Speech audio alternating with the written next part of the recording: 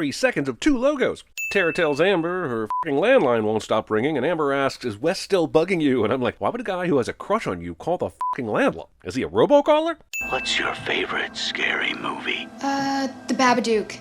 It's an amazing meditation on motherhood and grief. F***ing what? I mean, the analysis is spot on, but who the f*** talks this way? Especially to a stranger. Isn't that a little fancy pants? Well, it's elevated horror. I'm sure the movie is supposed to be poking fun, but saying elevated horror will always get you a fancy pants elevated sin. Would you like to play a game, Tara? It's hard to understand why the killers in these movies are so beholden to the classic Scream structure. It has never worked out for anybody in these movies. But these killers keep reading about the Woodsboro murders and watching stab movies, and they think this is the best course of action every single time. They keep telling themselves, maybe this time it'll be different. Tara tells Amber she's gonna lock the doors because a psycho called her, but why the f*** are the doors not locked already? Ask me about It Follows, ask me about Hereditary, ask me about The Witch. Trying to dictate the questions a murderer asks and finding any reason to slip in your horror snobbery. A non-answer counts as a wrong answer, Tara. Cheating! Got you, asshole! I got it! Premature and frankly quite rude celebration.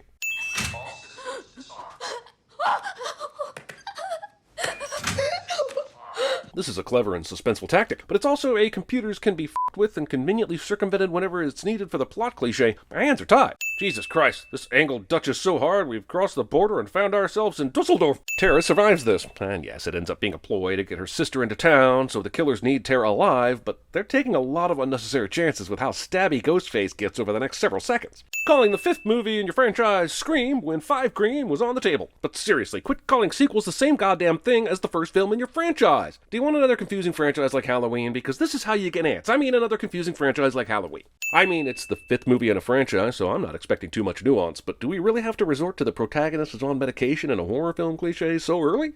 Wait, hey, I'm going with you. It is of extreme importance that Richie goes with Sam for the rest of the movie for everything to go according to plan. What if Sam refuses to let him come with her? In fact, since Sam and Tara aren't on the best of terms, what if Sam just said f*** it and didn't go herself? There are easier ways to set all this up without relying on all this coincidence, but Scream 5 said, f*** it, we're doing it live! Is that Vince? Vince is Liv's stalker who just so happens to make his first public stalking appearance the day after Tara's almost murdered, so that we, the audience, can have a suspect that will almost certainly cancel out immediately. Probably time to introduce him to Hobbs and Shaw. Naming your arms after a weak spin-off of a tired franchise. You've never seen Stab. I mean, I've never seen Gone with the Wind either, but I don't consider it like a huge hole in my cinematic education. What about DOA? If you missed that movie, that would be a huge hole in your cinematic education. And every decade or so, some idiot gets the bright idea to put on the mask, kill his friends, and get famous too. Every decade? The first 3 Scream films take place in a window of like 4 years, and Scream 4 happened roughly a decade after the last movie, but it was the only time a full decade had passed until now. I know that's a huge nitpick, but try to get it right, assholes. Sam is so cool. Okay, you only say that because she let you wear Pokemon onesies to bed for a year. Wait, was their babysitter in charge of what they wore to bed for a whole year? And why would that be the kind of request that someone would deny for any reason? Aren't onesies pajamas? Not like she let him wear a Batman costume to bed. She actually let him wear bedwear. Look, guys, it's one thing for a demonic spirit in a horror movie to run past the camera so the audience will be disturbed of their presence. They're evil spirits, they don't know any better. It's completely another when a totally human killer does it for absolutely no goddamn reason. That's you, pretty boy! This fucking guy. I like Kyle Gallner, but why is this character? Yeah, he ends up being related to Stu Macher, but they could have just as easily had one of the friend group be related to Stu. You'll never convince me this character wasn't thrown in for any other reason other than an extra kill to add to the count. This is the most pointless killing in a slasher film since Johnny Galecki and I Know What You Did Last Summer. While the headlights would make it hard to see, Vince would still be able to hear the car door open and Ghostface scurry about behind it wherever he or she jumps out from. What are you watching? Stabs on Netflix. Watching a movie on your phone. What? I want to be prepared. Watching a movie starring Tori Spelling for survival tips. Sudden Skeet! Also fine, she's Billy Loomis's daughter, I don't care. But what I do care about is that anyone thought having this Billy ghost around was a good idea. Also, having Billy Loomis's daughter be named Sam. I'm right here. Come and get me. With pleasure. Never mind that this is in a hospital where there are nurses supposedly everywhere and cameras, maybe. Do you think maybe there are some security cameras that might have captured somebody running into a bathroom and coming out wearing Ghostface memorabilia? And is anybody hearing the guy talking loudly in the hallway about 20 feet away from the front desk? Also, is the plan to kill Sam here in the hospital? Because I feel like she's needed for the killer's plans to have the final showdown be at the Macher residence. This attack sequence makes very little sense. You're gonna put more cops on her room, right? Yes. And I can move you to a private floor. That was an option. Why the f*** wasn't Tara already on a private floor?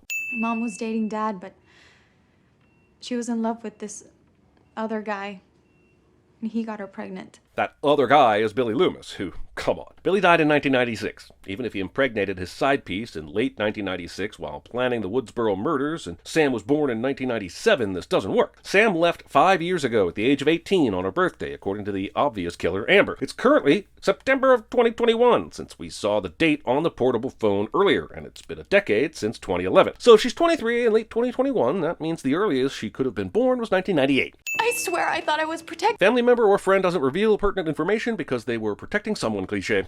It doesn't freak you out that my real father was a serial killer? Not when you're hot. Well, there's certain rules to surviving a stab movie. Dewey is about to give some hot tips on surviving that are actually pretty good, except for the fact that he survived them mainly because the movie decided he would live at the end. This motherfucker should have been dead several times, and he didn't survive because he followed these rules. Okay, do I have to take this from Sam Elliott over here, or what? You think not watching Gone with the Wind isn't a hole in your cinematic education, but thinking Dewey resembles Sam Elliott even shittily is definitely a hole in your cinematic education. Something about this one just feels different. It's not. Randy was our uncle. They spring this Randy was our uncle shit on us 40 minutes into the movie. Like, that wouldn't have been brought up already. So let me get this straight. You're saying that you're the daughter of Billy Loomis. That's definitely what she's saying. Not sure why Sam felt the need to have a visual aid for her revelation. That douche nozzle is connected. I googled him. His mom is Leslie Mocker. Stu Mocker's sister. These connections are just too much, man. If you're planning some ghost-face killings, how weird is it that somebody on your list starts stalking one of your friends out of the f***ing blue? You go on 4chan and dread it. All they're talking about is how Stab 8 pissed on their childhoods. In this world, Rian Johnson directs Stab 8, the same chapter of Star Wars he did. Any toxic fanbase in this universe trashed it as it did in ours. It's a whole scene dedicated to explaining why this movie is pretty much the same as the previous chapters, while adding things that appear new to make it seem fresh. But in the process of doing the same old you just end up disappointing the fan base anyway, who endlessly compare the new movie to the ones they cherish. Why not do some hold-on maneuvers? Do some real damage. The movie that made them love horror, that mom or dad showed them when they were 10, that bonded them together. Showing a Stab Scream movie to your 10-year-old kid. You can't just reboot a franchise from scratch anymore. The fans won't stand for it. Black Christmas, Child's Play, Flatliners. Calling Black Christmas or Flatliners a franchise. Dewey is giving Sam this look implying she could be the killer, but she has already established herself to Dewey as the Sydney character in this story. Anyway, I don't believe for a second he would suspect her, so why is this look? I say accept who you are, let's get out there, find out who's doing this, and cut some f***ing throats! Let's end this serial killing by doing some serial killing! Also, whether this was the movie's intentions or not, it sure as hell is coming across as if we're supposed to accept the influence of Billy f***ing Loomis as a positive one for the character of Sam. That is all kinds of f***ed up. This asshole Wes apparently walked through the back door and left it open to raise the maximum amount of paranoia in his sheriff mother. How the f*** did Wes pull off this unintentional jump scare? He was obviously in this room and would have had to open the door without his mom hearing it and seeing it. Taking a shower in front of this many open windows. I like daylight horror as much as anyone, but the idea that no one sees this happening is ludicrous. The loud police sirens on the drive up to the house would have gotten at least a few of the neighbors' attention. I know Mom was in a panic, but it's kind of f***ed up she didn't leave some sort of message with Wes just in case. Is the killer going to be behind the door when Wes closes it? No. Is the killer going to be behind the refrigerator door when he closes it? No. You see, new and fun stuff like that is how you make your mark on the Scream franchise, giving nothing to the people who are expecting something. The organization of this freezer is a nightmare. There's a Choco Taco box in between a couple pints of Ben & Jerry. Bagel Bites are hiding behind the Devour Frozen Dinner, and the Ben & Jerry pints are separated instead of organized alphabetically in a row because everyone does that, right? Right? Why is Sam pulling up to Wes's house at this convenient time? You can argue that this house just happens to be on her way to her hotel, but Sam left Mindy and Chad's house before Wes did. I'm not sure how big Woodsboro is, but I'm willing to bet it's not f***ing Houston, which would be the only explanation for all this happening before Sam made it back to her hotel. I made my choices, so did you. Skip! And don't even get me started on Ghostface's signature new weapon. People who make a living tearing movies apart on YouTube. Also, did the real-life Stu Mocker survive? It's just an innocuous conspiracy theory YouTube video, right? Couldn't possibly be a hint at a future Scream plot line, right? Mindy Girl wasn't kidding. Stab 8 is not like the others. But Richie knows this already, and I guess I can understand why he's playing the Virgin Stab franchise viewer for Sam, but it doesn't make any sense why he would be watching this YouTube review by himself and acting surprised. It's a fun in-joke that Rian Johnson directed this Stab movie, but does this look like something Rian Johnson would do? Now, would anyone direct this? It looks like a fan film. Who's at the hospital? Who's watching my sister? just heard about the sheriff. The so-called cops in this movie. Are the doors locked? Yeah, we should check the door. Joey and Pacey, check the front door. For a second there, I thought Tara was watching Everything Wrong with Dawson's Creek and wondered why every single line of dialogue was getting dinged without narration. But then I realized it was her heart monitor. The one you'd least suspect had it in for young adult soap operas. Also, Tara is watching an episode of Dawson's Creek called The Scare, and it's an episode that directly references the 1996 Scream, along with I Know What You Did Last Summer, and many other horror films. But Scream would not exist within this universe, since these are the Scream films we're watching. So how in the would this episode of Dawson's Creek exist within this universe? This is like that Time Cop moment where both of the Ron Silvers meet and start melting into each other. And this scene does not contain a Ron Silver melting. It's incredible how many times Tara has been scared by a phone ringing. Damn it! Should you really be making a phone call right now? While I agree that looking at your phone while driving is a sin, the bigger sin is that Dewey isn't offering to make the phone call for Sam. They obviously need to call Tara. She could be about to have a face-to-Ghostface meetup any f***ing second now. Tara discovers a dead security guard, which, in theory, should mean that was her last line of defense, and yet she remains unkilled. Sam called. She said that you were in trouble. Richie's here to first look like a suspect, then not look like a suspect when Ghostface shows up. But since he is one of the killers, why even bother with this charade? What is the f***ing point, other than to throw the unseen audience off the set? Also, I know the security guard got killed, but are there any nurses on this floor? Or security that would know the lights have been turned off? Anything? This hospital is the least secure I've seen since Halloween 2. The first Halloween 2. There are so many now. For anyone that was wondering how Ghostface activated a voice box while in costume, and to be clear, no one was f***ing wondering this, and why would the killer ever turn it off while in costume? Also, this is one of those annoying details added in a movie that some people actually blame us for. So here's a sin to thinking a silly comedic YouTube channel could affect the way a script is written for a valuable franchise property. Maybe you're too weak for this franchise. Maybe you're right. Or maybe I'm just stalling for time. Ked. This almost works. How did the elevator noises not come through the phone call? And how did they even know that's exactly where Ghostface was? Also, Sam says this well before the elevator opens and ruins the entire surprise advantage she might have enjoyed before calling Ghostface a fuckhead. There must be some footage on the editing floor where the Ghostface killers murdered the entire hospital. It's the only explanation for why nobody else is here. Richie. Richie, you just shot a Ghostface, and now you're leaving the body behind like you forgot the rule about Ghostface not dying right away. Why the shit do you give two fucks about Richie, other than the movie lending itself an excuse to finally murder you out of the franchise? Well, at least until Scream Resurrections happens and we find out you've been Carrie Elways and Saw levels behind all this.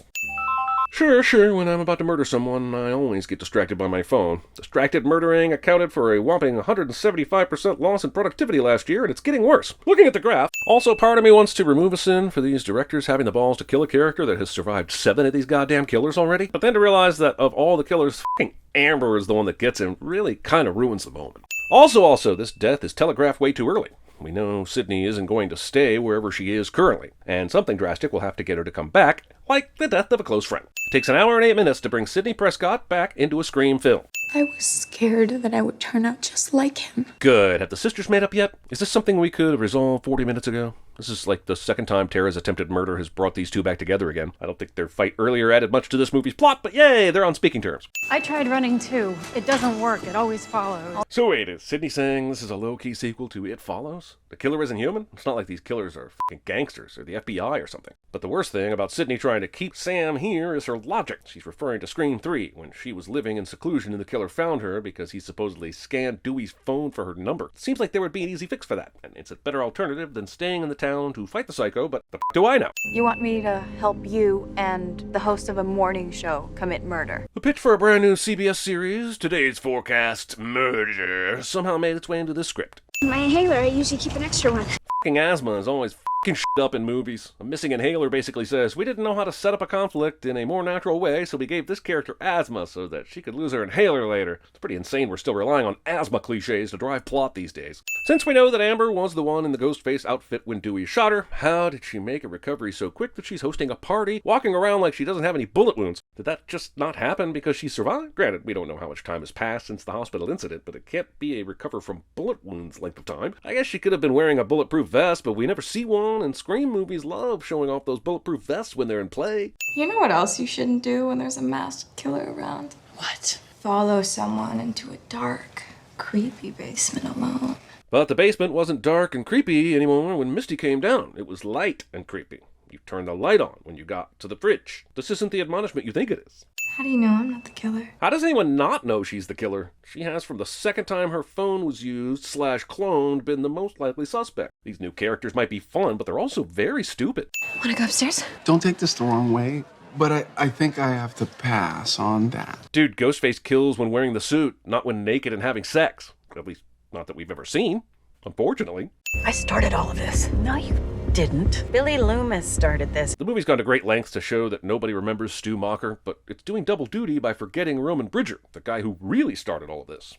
Stalksting. Don't do it. Don't go outside after her. Considering Chad turned down sex with Liv because he felt the safest option was to be downstairs around all the people, why would he go outside, where no one is, to look for Liv? If you were going to do this, you should have just had the sex, Chad. I'm almost willing to send the fact that you don't end up dying in this installment. You're just gonna sit here and watch a movie about our uncle getting stabbed? For the record, Randy was shot in the first Scream film, which is what the first Stab film is based on. He was stabbed and killed in Scream 2. So this sin is either for the first Stab film not being accurate, or it's a sin for Chad not knowing what really happened to his uncle, or Mindy not correcting him. Let's just give 2 and move on. I understand at this point that a requirement for any future Ghostface killer is that they have the ability to clone a phone, but this still seems like a lot of unnecessary setup for Amber to have to go through to try and kill Chad. He was already going outside to look for Liv. And the question for me is, why did the killer bring him here? This is a place that's in full view of the house. Why not somewhere more secluded? Chad can't be that far from all the people he just passed outside when he first came out. Why isn't he running back toward them? Why aren't any of them seeing this and either calling for help or coming to Chad to help? Don't quite understand why Ghostface decided to hide in the tool shed, since Chad should have been pretty easy to find even after throwing his phone away. Now maybe you're thinking that the app isn't perfect and it could have led Ghostface into the barn, but a minute ago it had the accuracy to show that Chad was 2 feet away from Liv's cloned phone.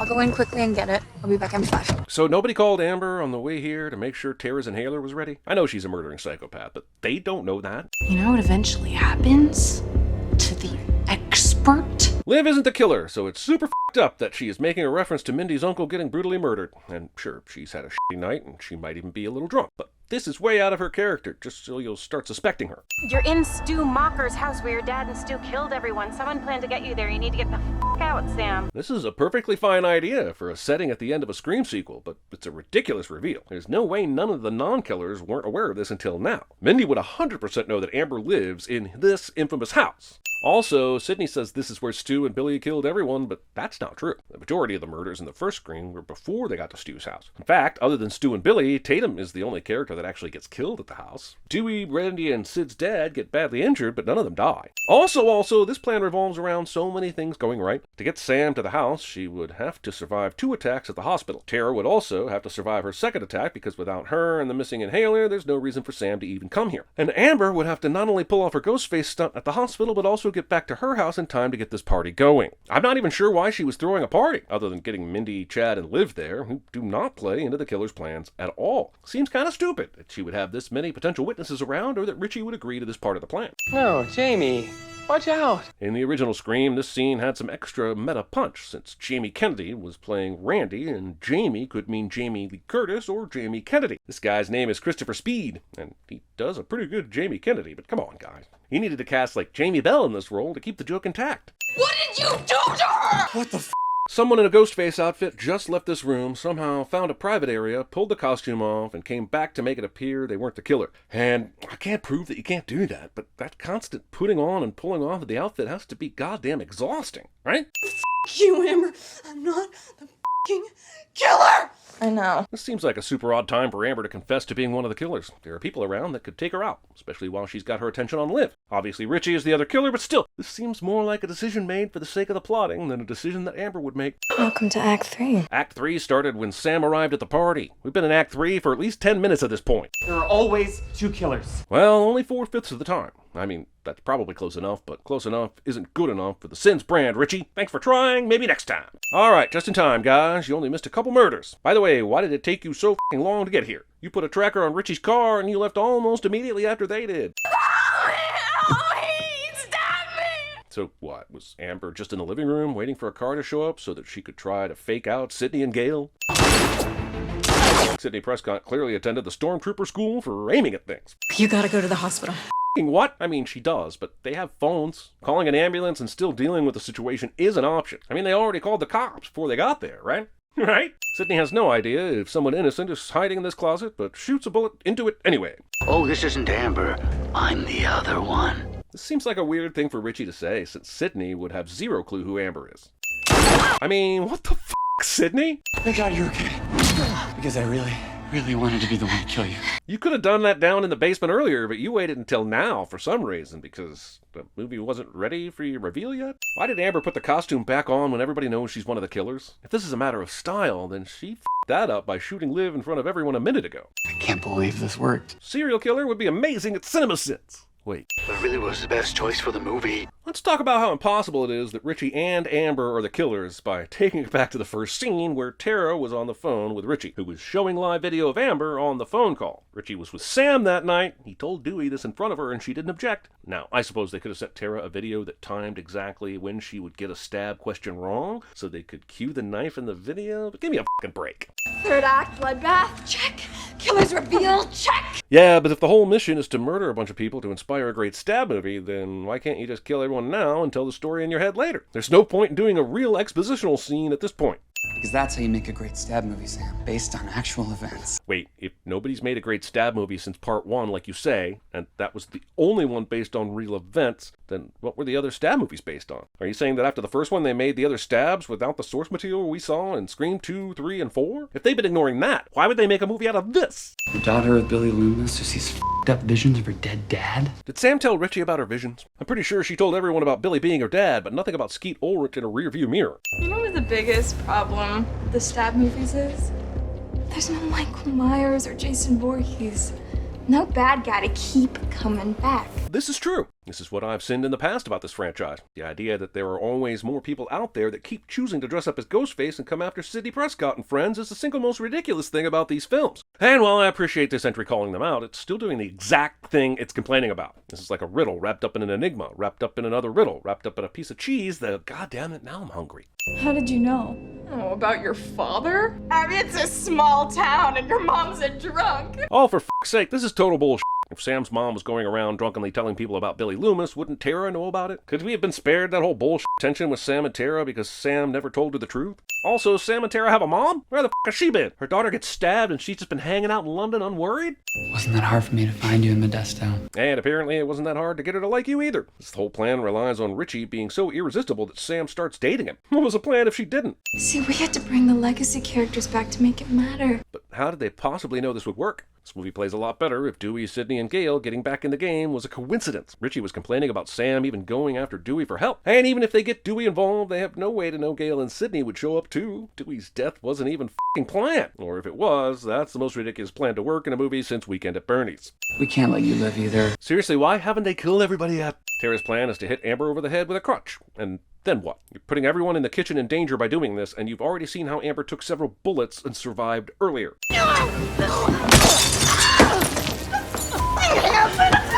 Keeping hand sanitizer in a vodka bottle. No one's gonna save this time.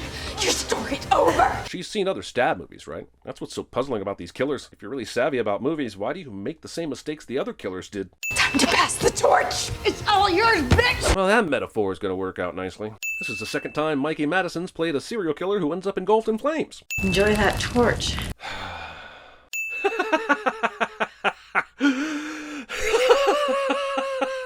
Also, does Sam really need the ghost of Billy Loomis to tell her where the knife is? Is this like the George Clooney ghost telling Sandra Bullock how to fly the spacecraft in gravity? Would Sam have found it if it weren't for fucking Billy Loomis? The movie took out Jasmine Savoy Brown for the whole climax when they should have let her stay conscious that whole time and be awesome and do Jasmine Savoy Brown stuff. The reveal that Chad is alive shows how terrible Amber and Richie were at killing people. You were right about not running. I mean, I guess the only reason running wouldn't have worked in this case is because Sam was dating Richie and he was tagging along. But Sidney didn't know Richie was one of the killers. Running away totally would have worked otherwise. Am I gonna be okay? Eventually. Sidney doesn't suggest therapy. Just tells Sam her mental health will be okay. Like it's a cut on her finger or something.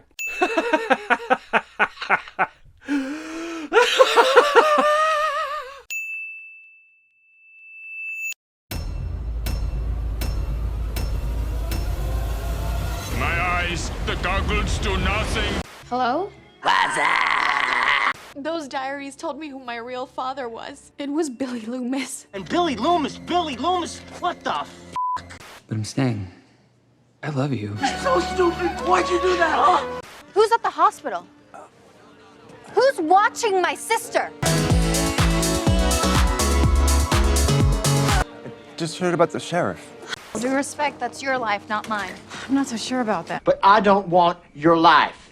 And I'm what in this scenario? The bait? The helpless victim? If the shoe fits. I bet the only classes you took were the ones where the finals were all multiple choice. How did you know? Oh, about your father? I mean, it's a small town and your mom's a drunk. There's only an estimated 97 active serial killers in the country today, so Mickey here was quite a find. Every show on TV that was an I Love Lucy was about murder. So, my idea is we kill the people who taught us to kill. Remember that guy that gave me a bad review? Well, I'm getting my revenge. You cooked him?